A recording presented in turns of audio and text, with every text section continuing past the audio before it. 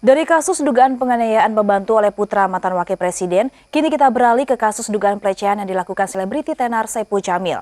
Ya pemirsa, kemarin seorang remaja pria melaporkan Ipul dengan dugaan kasus yang sama. Dengan demikian, telah 3 orang yang secara resmi melaporkan Ipul ke polisi.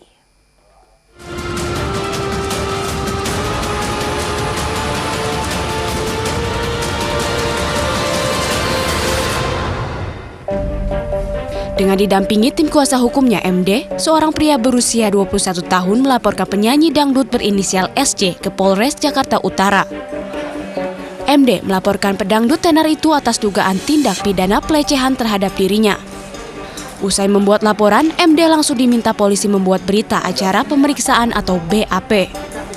Menurut kuasa hukumnya, MD mengaku mengalami aksi pencabulan di rumah Ipul sejak Oktober 2015 silam. MD mengaku diiming-imingi Ipul akan diorbitkan sebagai artis. Untuk tujuan itulah Ipul beberapa kali mengundang MD untuk menginap di rumah Ipul.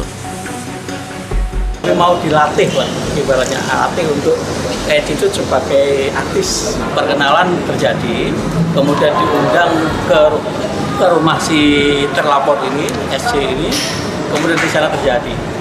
Jadi tidak ada basa-basi, ketika datang sampai di depan rumahnya, dibayar taksinya oleh terlapor, kemudian setelah itu terjadilah apa yang kita inginkan.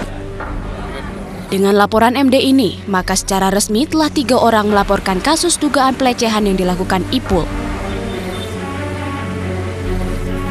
Selain MD, seorang pelapor lainnya yaitu AW kemarin mendatangi Rumah Sakit Polri Kramat Jati, Jakarta Timur untuk menjalani proses visum seperti yang diminta penyidik polisi.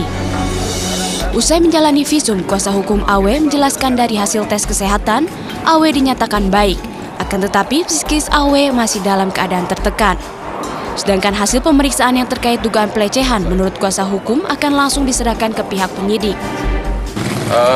AW sampai saat ini untuk kesehatan baik, tapi kejiwaan mungkin psikis masih kita lihat perkembangannya dan mungkin perlu juga ada pemeriksaan.